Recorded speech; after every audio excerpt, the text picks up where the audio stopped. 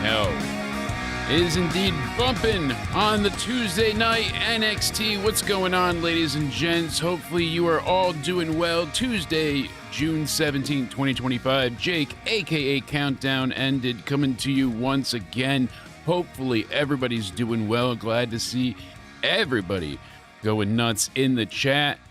Well, 18 years since Benoit. That news is nuts. I still remember because I was kind of in a break from wrestling at that point. My kid was just about to be born. It was like right around that time. Danny's born June 29th. So, it was right at this point. And weird occurrences for sure. Certainly as things developed and unraveled, it was very unsettling. Braves tying up against the Mets. I believe that's why Cody's not here tonight. You're getting me going solo. Glad to see everybody in the chat doing well. NXT was fantastic tonight. Oof, it was good. Thoroughly enjoyed that. Had a great time, but also have a little bit of housekeeping to do because besides telling you guys to like, subscribe, and all that jazz, we put out a new episode of Guilty or Guilt-Free. That's right. Episode 4 came out today. How WWE has handled the booking of CM Punk. That's right. So it's up now. Go ahead and check that out. That'll be linked as well down below. NXT tonight was a house of fire. I thought they did really well coming and going ahead and just coming out strong. We really wanted to go ahead and prove to everybody that, hey, we had call-ups from the women's division. But you know what? We need to go ahead and prove that this division is still top of the game. And that's exactly what we got. And they started off strong tonight. So Jada Parker taking on Thea Hale in the first of 4 Evolution Eliminator matches. This was a ton of fun. Thea Hale just completely, again, always being that little cocaina ball of fire. Hey, despot. She goes ahead and she just starts this thing off, coming through, no entrance music needed, attacking her on the outside. As soon as they get into it, she basically dumps her to the outside and hits her with a big suicide dive. They forget to ring the bell, which I thought was funny. Finally, they brought it up. And the ref's like, oh, yeah, somebody must have signaled him. Like, Hunter's in the back, yelling at Sean. Like, God damn it, how do you forget to ring the bell? But it worked out. It was funny. We do need more fireballs in wrestling, indeed. And this little fireball just continued to put Jada Parker through hell. So we saw a lot of submissions and back and forths from these two. Parker eventually gets a good 2 count off of her swing there, and that's when she puts her back in the chin lock. But Thea Hale escapes by basically pushing her into the corner. Good job there with her getting out. What's going on, D-Moon? Good to see you in the chat as well. Hopefully you're doing well. Long time no see, indeed. That's a flashback from the past. So Jada Parker doesn't stop. She comes right back with it and gets a suplex for a near fall again, but Thea Hale kicks out, hits her with a big slam, and then sends her to the outside right into the ring steps to give us another commercial break. And came back, and we see Jada hitting Hale with her big bonsai drop there. And then she somehow manages to really swiftly reverse the Hypnotic into a Kimura. And, I mean, she drags Parker to the center of the ring. She's not going to let her get to the ropes. No rope break here. She wants to see her tap.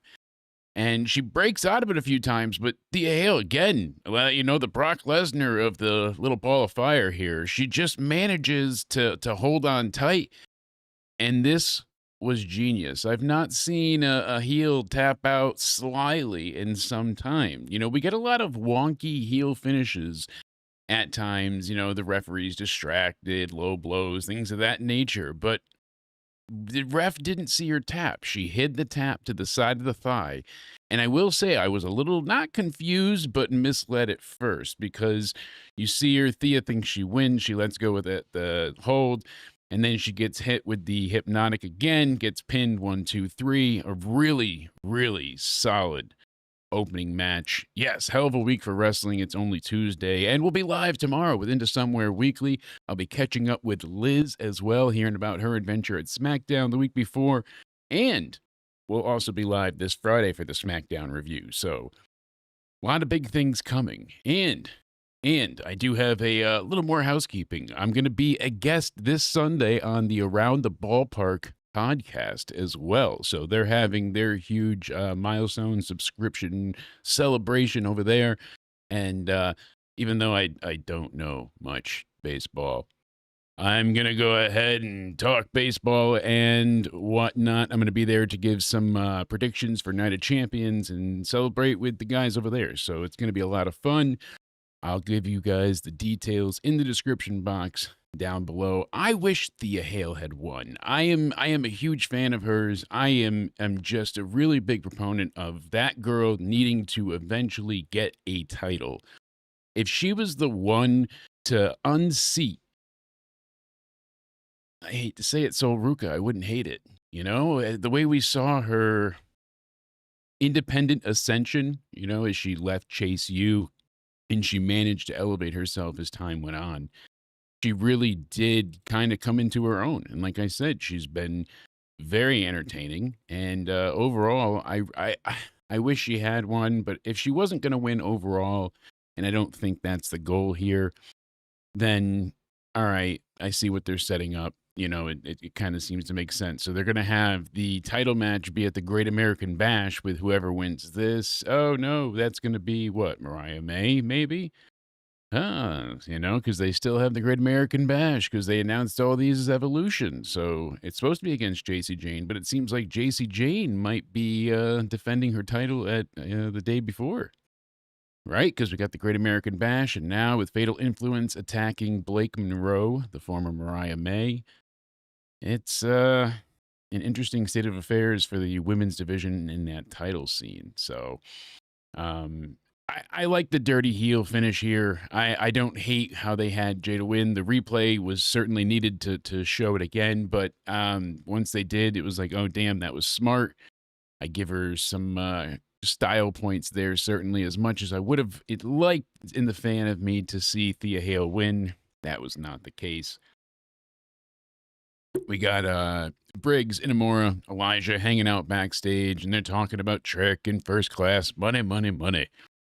And Hank and Tank show up and basically tell the guys that, hey, you got a tag title shot next whenever you're ready. And then Obafemi shows up, and he's like, Jasper kicked the shit out of me, and that hurt, but I won, and I'm still the ruler. Good to know. And that was it for him tonight. So see you later. Trick passes by, and he's like, why are you guys all in leather? You're freaks, dirty. Pride Month. Goddamn, Trick. Pride Month. So then we got another teaser of Blake arriving. You know, she was getting dressed and arriving in her SUV. Then we got the second match here, which was kind of a sleeper. I thought it was going to be not the least exciting of the four, but probably the one to have the least enticement going into it. Because I knew Lash Legend is getting a push. She's going to win. It was a foregone conclusion here. Kalani Jordan has already had her mid-card ascension. Eventually, she will go for the top title and then probably get called up. We'll see what happens. But yeah, Prick Williams is in his great TNA glory state, and we'll talk about them backstage eventually. I did like that segment. Kalani Jordan, Lash Legend had a really hard-hitting, good match here. I mean, Kalani's so damn fast. She does the Rolling Thunder right away. And, you know, she's basically hitting her with the big Asai moonsault, basically to head into the break. You know, eventually Lash catches her with a great pump kick for a 2 count. What a near fall that was. But Lash basically gets her knees up when Kalani goes and they have the superplex into a crossbody for a good near fall. So Kalani reverses that, comes down on top of Lash. Lash is down. Kalani goes up to the top, goes for the 450, lands on Lash's knees. Lash hits her with her, what is it, the bow and arrow side slam? It's that finish is, I love it. It's such a great finisher because it's so easy to take as far as bumps go, because you're just, again, like F5ing it almost. You're landing on your side, but you're going down flat and flush. I am not a wrestler by any means, but, you know, you would think the way you're dispersing, gravity included, dispersing the weight, seems like it'd be easier to take. But it looks incredible because she's got your legs, you're bent backwards around her, bow and arrow, you know, she turns you into a human bow and arrow. She can be clunky, but here she looked really good. And this is the second match to showcase NXT's deep and thick women's division. That's for sure. I'm glad that Lash is getting this push now, that she's being taken a bit more serious. They broke up the metaphor. You know, she lost her partner. That's kind of what happened. We lost a lot of people along the way. But this match was excellent. Exceeded expectations for sure. I really enjoyed it. And I was surprised, you know, honestly. I I don't usually enjoy Lash as much as I did here. And with her being clunky, you're right. But here, she just seemed dominant. And I mean, when she got hit with the code breaker, she sold that so well because she basically got taken off her feet with a cartwheel back elbow afterwards. And it was like, oh, awesome. She even hit her with sliced bread and the frog splash, and she sold great for it. So Lash took offense as well as she dished it out. She didn't just look like a powerhouse the entire time. She sold well too. Give her a lot of credit. She's ascending for sure. It's been really cool to see what she's developing into and how she's, you know, working her way up the women's division. Then we get Tony D. The Mafia Men. This, I want to care about this. I do. But they've booked it in such a way that the mobster himself, Tony D, he sounded like an asshole. He's a bit of an autist. He doesn't trust anybody. Do something! You know, he's fucked, and I get it. But, you know, he's got to do something about it here. And this man, he's breaking down. He trusts no one. Stacks is in his head beyond rent-free. Like, he's got the boardwalk bought up there. It's bad. And Tony's just grumbling. He's like, if you want to lie, do it in front of anyone. Get out here. Luca comes out, and he's like, I was tied up in a trunk, you asshole. They blindfolded me and gagged me and bound me. They dragged me all the way out into the desert, and then they said it's your lucky day, and they left me out there with no phone, no one around for miles, and it took me forever to get back. And by the time I saw you, I panicked. And when he's basically told by Tony to look him in the face and say, are you with Stacks or not? He says, Tony, and then Stacks interrupts him, comes out. Eventually it leads to a brawl, and Tony's about to go and attack Stacks, and Luca goes to hit Stacks, but, he hits Tony instead, and, you know, as much as it's supposed to be humanizing Tony, it's really making him look like an asshole. He's looking more like a heel without the heel heat, and that's the problem here, and I keep thinking, random point, you know, bring it to the judge, but hear me out. He put Rizzo in hiding. What if Tony actually killed Rizzo and he is turning heel and this is his heel turn and Stacks ends up being the good guy and they flip it? It seems like Stacks was, you know, not so crazy because he keeps saying, oh, you hid Rizzo and I still haven't seen her and where's, you know, so shouldn't she be back by now? If Luca's back too, we thought Luca was dead. It just, I don't know. The backtracking isn't great. Luca's done nothing wrong in any of this, so he's the innocent bystander that's just been a good guy to Tony overall. He's been loyal as far as we've seen. They're trying to make the red herring like, oh, it's so obvious. But it seems like he's on Tony's side. If he really is with Stacks, I think it's a bit too obvious. So I'd like to see him with Tony, and of course, Tony won't give him an inch or a mile. You know, he's just cutting his head off every step of the way here, coming down on top of him. And it's showing that Tony is cracking under this severe family drama pressure. Usually he exemplifies, and certainly he exemplifies, you know, being Mr. Cool, calm, and collected. But today that's just not the case. Not the case at all. So we're editing on the fly. There we go. All in all, I want a bit more from this, but it's not generating air, heat, or intrigue like it should. And that's the unfortunate part. Just like Chase U. I guess Connors and Dixon were trying to say something, and every time they tried to spoke, Chase was like, "Class is gonna get tough, and it's gonna go ahead and and instead it was just they left. We didn't know why, and then he's like, "Oh, shame, shame." They walk out, and Chase is like, "What the fuck?" Or excuse me, "What the?" That's exactly what happened. So, okay. I've never disliked Chase U, but I've never been big into them. So this was meh, more the 2.0 remnants that can be entertaining at times, but so far is not great overall. Then we go ahead and we have AJ and Casey Navarro First Class are backstage with Trick, and Casey says, "Got a problem, boss. I fucked up. I'm not cleared to wrestle. And don't worry, though, I got a replacement." And that's when High Rise walks in, and Wesley starts running his mouth a little bit. He's like, "I've been at odds with Trick, but I like seeing you with the TNA title." Trick apologizes for slapping the shit out of him and throwing him into the locker and said that he was out of pocket for it, so that was funny. I like seeing Trick go ahead and, go ahead and be a little bit humble. It was funny. But all in all, we got the money point, and Trick was like, "Hey, it's good to have Wes by our side." So we go ahead and we have Ethan backstage, and he's with the Swipe Right guys. What do they call the trio? Vanity Project, yes. And it's more just like, hey, let's push Evolve. And we have the Adonis guy who's the current Evolve champion. Yay, Tubi.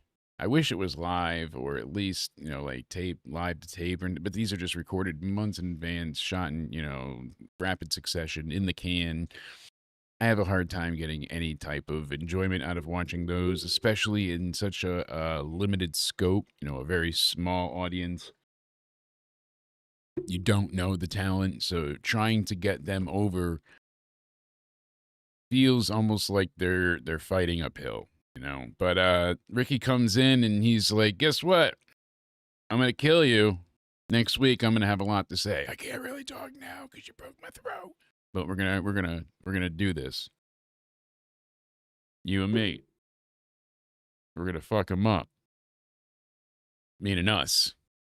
Ethan Page. All ego. He says all me. So, whatever. But then Adonis comes over and he's like, "I'm the motherfucking Tubi Evolved champion. Show some respect on the Evolved title." So they're going to face off, and we'll get that match happening likely, I believe, next week. Elijah goes and makes his entrance and sings how they're going to whip First Class's ass. And I really had predicted that this was going to be just a bit of a murder. I thought that Trick and First Class, having all of High Rise there, were just going to destroy Elijah. He was going to take the fall. If the faces did win, Wesley was there to take the pin. Boy, was I wrong. I was hearing everybody go absolutely banana. They went crazy here. I don't know what possessed them, but I'm happy in a way because they're developing an interesting story with it. So, 6-man tag, usual fare here. AJ does some big splashes. Trick, does a big sidewalk slam on Briggs. It all looks good. But it all comes down to the end where Elijah, he hits Trick with an inverted final cut for a near fall, and then everybody's brawling, and finally Wes basically comes in, and he hits Trick by accident with the spiral tap that was intended for Elijah. So Elijah then takes Wes and dumps him out, and Inamura hits Trick with the frog splash, gets the 1, 2, 3. Holy shit, he just pinned the TNA champ. Does it make Trick look weak? Fuck no. I mean, with everything that happened there, he got his shit kicked out of him multiple times. I mean, he got hit with the final cut. He got hit with the big boot and the crossbody, and then the spiral tap, and then the freaking frog splash. He got a lot of beating there. So it's dual fold, because not only did they ignore the the NXT champion tonight, but they also, I was going to say WWE, the NXT champion, but they also ignored the TNA champion in a way by not elevating them. I know they probably shouldn't have had, I don't think, like this probably should have been the main event, really. If you ask me, I see why they went with the Fatal Influence, Blake Monroe. Let's get the media pizzazz going with her. And not a bad choice, but I probably would have switched the two to make the TNA title have that prestige. But I guess they didn't want it. They wanted it here so they could tell the story later on that Inamar and Briggs are talking, and he's like, hey, great, you pinned the TNA champ, so now you get a title shot. And he's like, no, I want the NXT title. I'm thinking bigger. You can go for the TNA title. So next week, we're getting Briggs against Trick for the TNA title. That'll be great. Before this 6-man tag kerfluffle, we had Javon hanging out with the no quarter catch crew who's left. So it's Tavon, it's Ren, and basically they're talking to Charlie, and it ends up being where if Tavon doesn't want to be a no quarter catch crew anymore, Charlie said that if Tavon beats Javon Evans, he can leave. And Evans kind of looks at him. He's like, well, shit. Damn. You're going to be stuck here for a while. You know, Youngblood's going to beat your ass. I enjoyed it. It was funny.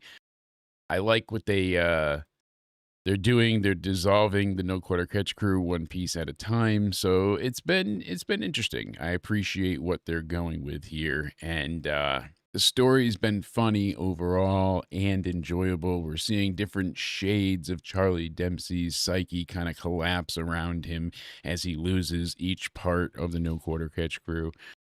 So I like the backstage segment. Then we had Ava backstage in her office, and she's got Robert Stone and Stevie Turner there, and they're kind of talking about how great everything is. Tubi's great, and everything's great. It's all great.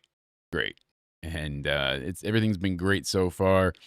And that's when Tony D just storms in and basically arguing that he wants a match for Luca with Stax. And she's like, sorry, can't do it. And he's like, why? Are you in on it too, Ava? That did make me chuckle. And you made a point, Paul. You said even Tony Soprano has his weak moments. And I get that, but this is less than a weak moment because of how he's coming across so manic and weak, you know, when he's been so calm, cool, collected. So with him having no plan here, it really exemplifies how far he's come and how far he's fallen, I guess, but just not grabbing me. So she says that can't happen. Stax is facing Noam Dar because no one's going for the fucking cup since we brought it back. Sorry, we got to do something with this thing, you know? Somebody's got to do something with it.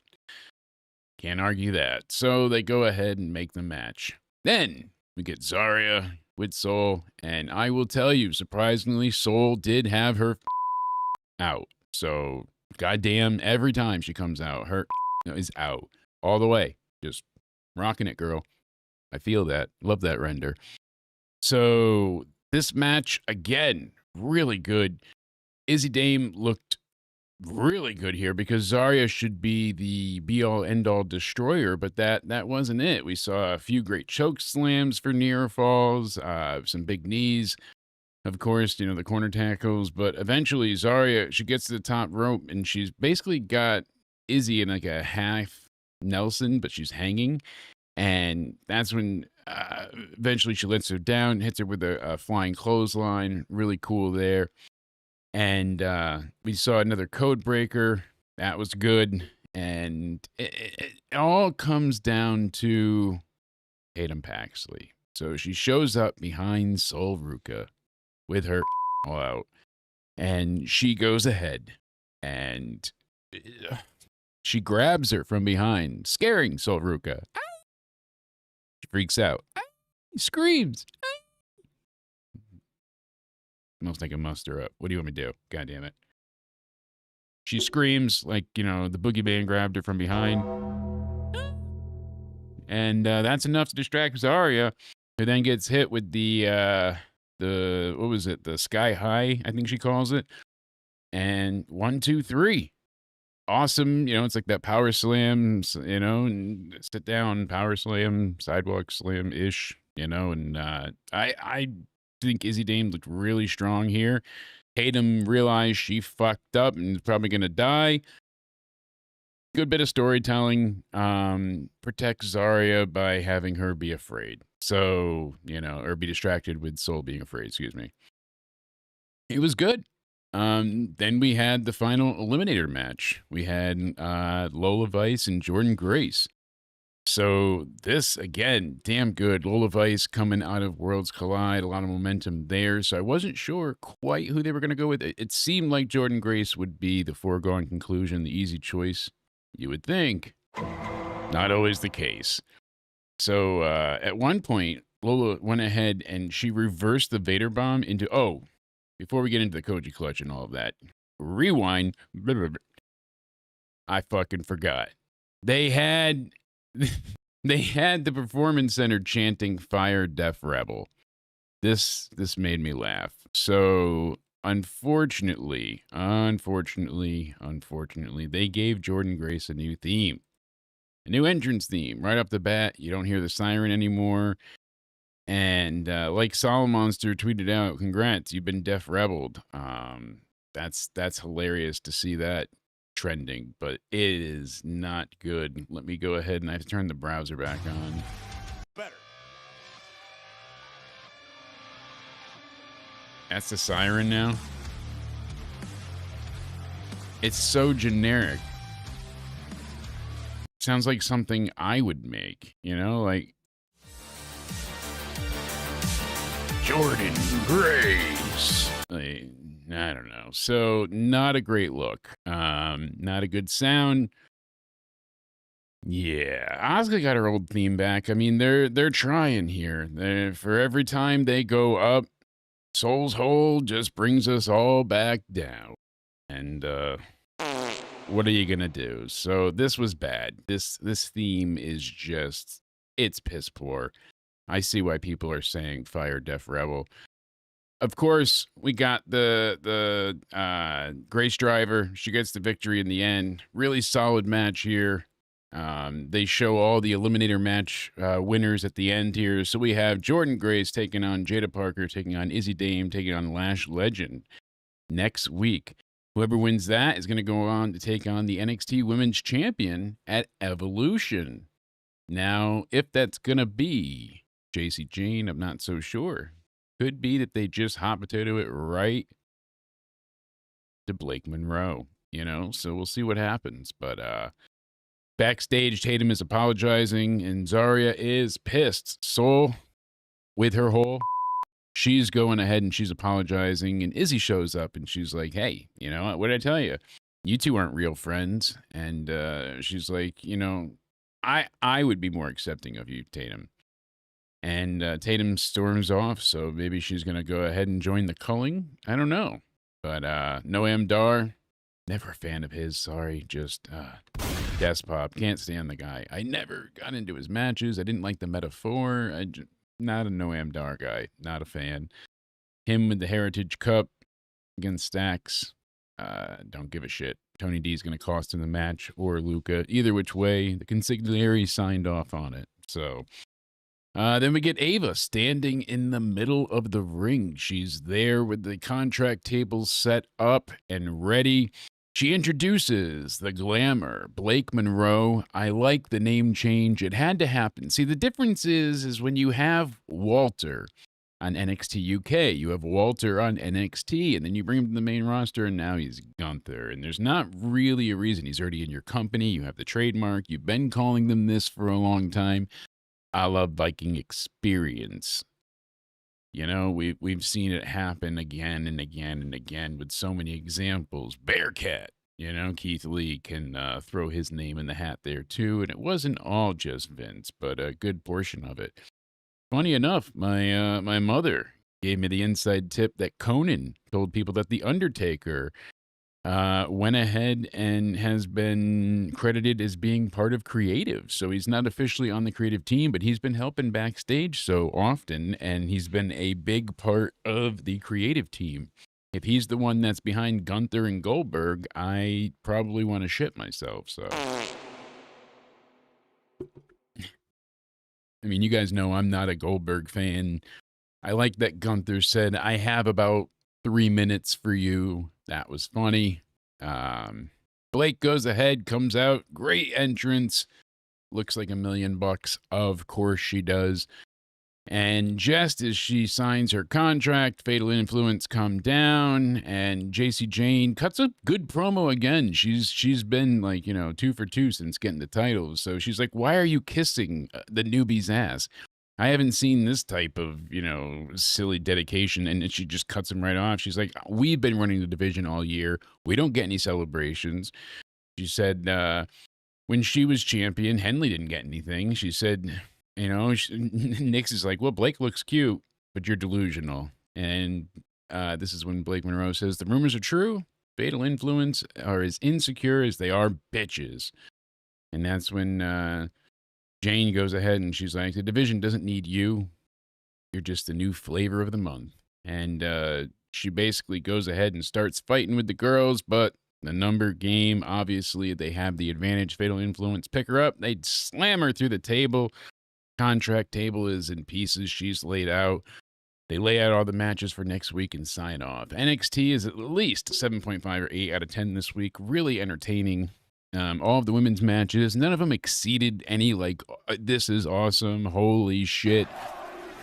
We didn't get any of those amazing moments, but all of the matches were really good. So everything was very entertaining. The 6-man tag had a lot of drama in it and intrigue. Not entirely what I was expecting. So, but that was the only real men's thing of the night with all the women's matches and Blake's contract signing. All in all, they're building towards Evolution nicely, and Jonathan Coachman continues to break news. Apparently, Britt Baker is now coming to WWE. So we don't know if this is Coachman or bullshit, but we'll see what happens here. Britt Baker's name always making waves through the wrestling world, especially the IWC. Apparently, her time with AEW is coming to an end. On his Behind the Turnbuckle podcast, he said, I got this in real time. I'm breaking news left and right. He said, I just found out there's a female name that is close to signing with WWE. The one from AEW, Britt Baker. He said, yep, she's gone from AEW, very close. My sources keep coming to your boy. So apparently that's what he's saying there. It's interesting, but not surprising. They're just going to keep signing talent and bringing them in. The Braves win over the Mets. Cody might be dead, I think, unfortunately. Oh, boy. That's not going to be great for him. Liv Morgan possibly out of action for a couple of weeks at the very minimum. She put out a response of Dom's best friend mocking Sabrina Carpenter's, Man's Best Friend new album that's coming out. She does a lot of her stuff online, being humorous and, parroting Sabrina Carpenter. So she seems like she's okay, that's for sure, but seems like she might be out of action for a little bit. So maybe they can cut promos and then she can make it to Evolution. That would be great. That's the hope there. There's a lot of stuff that can happen until that point in time. You got about a month's time, so hopefully she can heal. But backstage, people did confirm it is a legit injury, and, that's it. USA Today went ahead and said that Goldberg's WWE return, his showdown with Gunther, could be the legend's last. So they said, they go ahead and they explain here about his contract. He said, but WWE is already promoting the match as Goldberg's last ride on merchandise. Goldberg wore a Goldberg's last ride shirt out to the ring to confront Gunther. He's been an icon since the late 90s. And the last time we saw him when he faced Roman at the Elimination Chamber pay-per-view, February of 2022.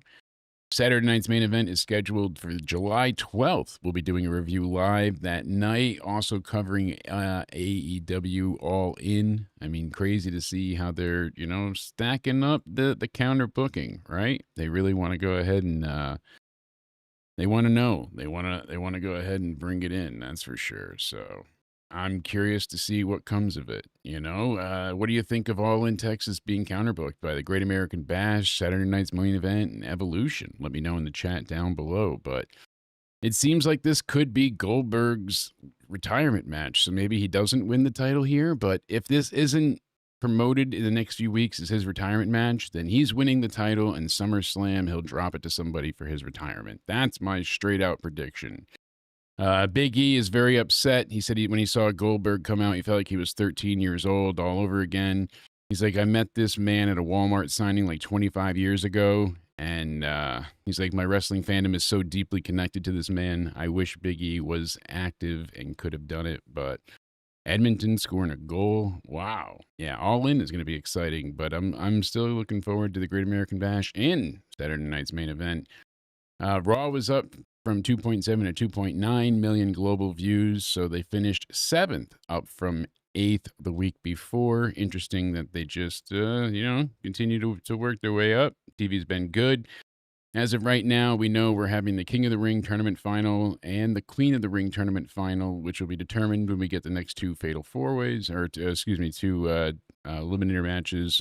We get the two quarterfinals or semifinals, And then we got Dominic and AJ for the IC titles. So each of these tournament winners earn a shot at the world champion of the respective brand at SummerSlam. Interesting to see what we get there. And then again, like I said, we'll be live for SmackDown this Friday because we've got John Cena and Ron, the Truth Killings, in a non-title match. Randy Orton's taking on Sami Zayn in the semifinal match of the King of the Ring, as I mentioned just before. And then Alexa Bliss is taking on Asuka in the Queen of the Ring semifinal match. So this is going to be crazy. It's going to be a big night, Grand Rapids, Michigan, at the Van Andel Arena this Friday.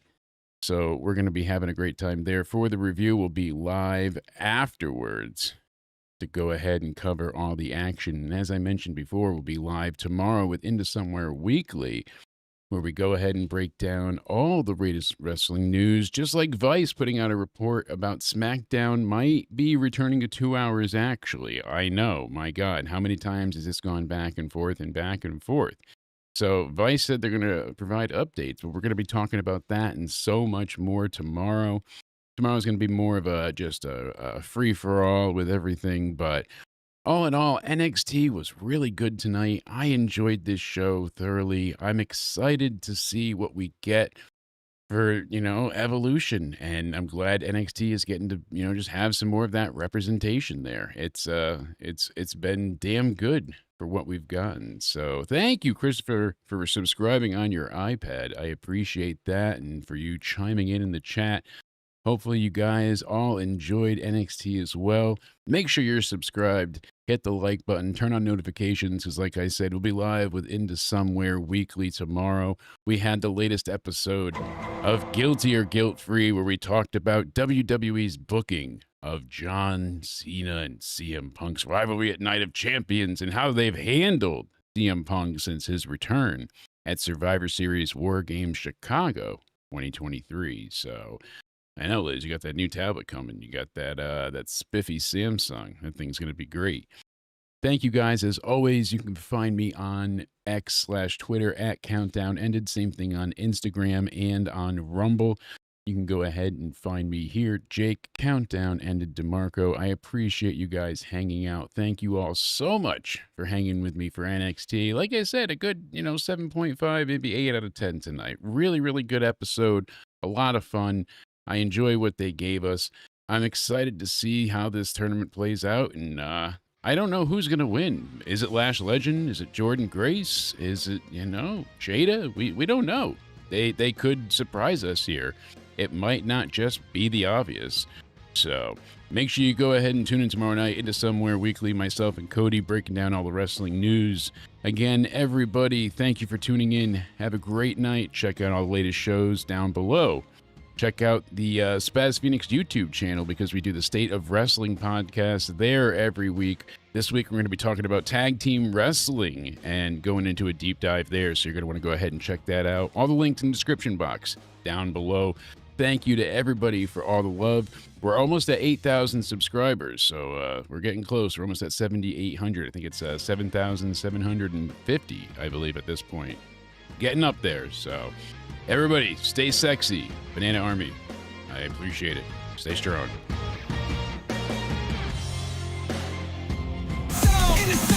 Somewhere where we break it down. CM Punk, John Cena tearing up the town. Broke half